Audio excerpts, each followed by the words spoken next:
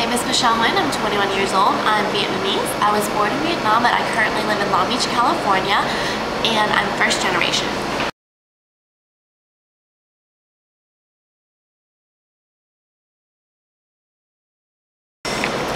I grew up in Saigon, Vietnam from the age of 1 to 8, and I would say that I grew up very religious in a very religious family. I went to church almost every day at 4 in the morning with my mom because it's just something you do. Yeah.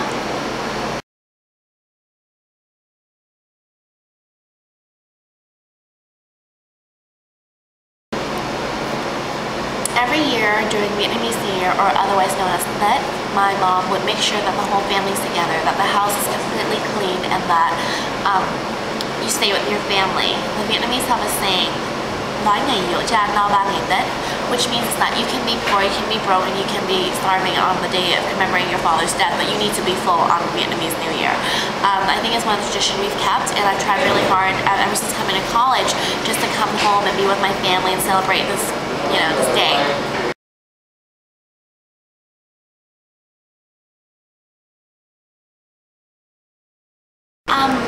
My mom is definitely one of my biggest influence, obviously. She's very giving, very caring, very involved with the church, and she would always take me out and show me, hey, look at that person. He's poor, he is a homeless man, he doesn't have what you have. So I guess I grew up knowing that I had it a lot better than other people, no matter how hard things get. I was always very grateful. I went to a Vietnamese Catholic private school as a kid. I came to the U.S. I went to public school, but I was still very involved with my church. We go to church as a family together every Sunday, and my mom really reinforced the Catholic values. You love others, you show kindness, you reach out to others, and so I'm really grateful for her, actually.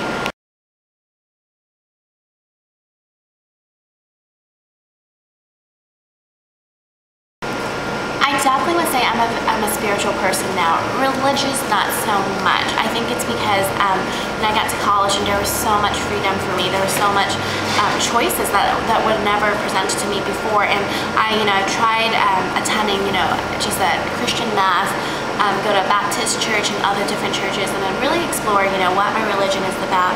And I would say that I don't keep a lot of the Catholic rules and whatnot, but in my heart that I know that there is a God. I believe that there is a God, and I believe that there's an afterlife and that there are consequences for the things that you do.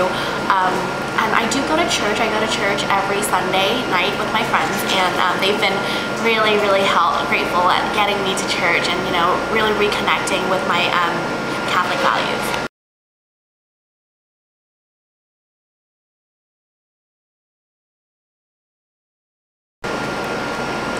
I definitely would be, I would say is prayer, because praying is something you do in the private of your home or whenever, wherever, and it's something that's never going to go away. And I think that I don't really, you don't see the immediate answers to your prayers all the time, but it really does help just to get things out there, and just being patient. I think prayer teaches me to be patient and to be hopeful, and I think that's like one of the most important things for my faith.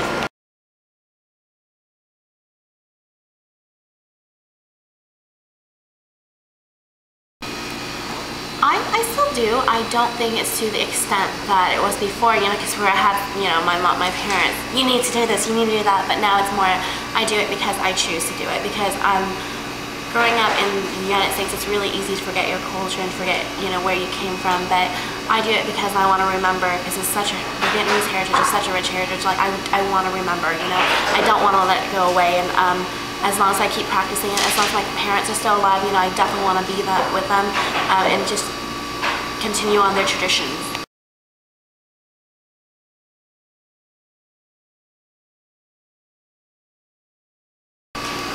Oh, I definitely would contest to the fact that my religious value and my cultural values has really helped me cope through a lot of dark times in my life. When my grandparents passed away, 12 days apart of each other, right as I entered college, I was going through a really hard time, figuring out who I am, what I was about, because I felt like the rock underneath me has just been taken away from me. And through a lot of praying, through a lot of thinking that, you know, that they're in a better place, believing that they're in a better place, that they're not suffering anymore, and that they're watching down on me and really blessing me. It was one of the things that got me through those dark times.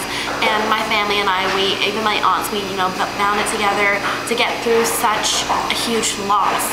And I think that's how my religion and my culture tied in, that, you know, you bind together and you hope together. And I think being hopeful as a group is a lot better than being hopeful by yourself, you know.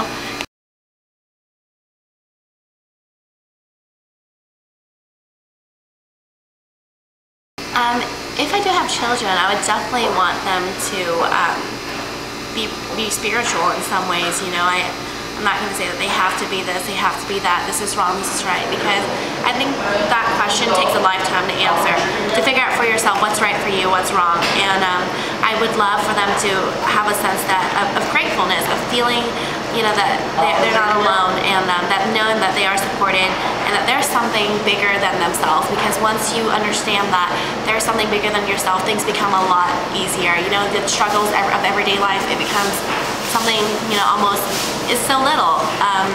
And so, yeah, I can only hope that for my future children.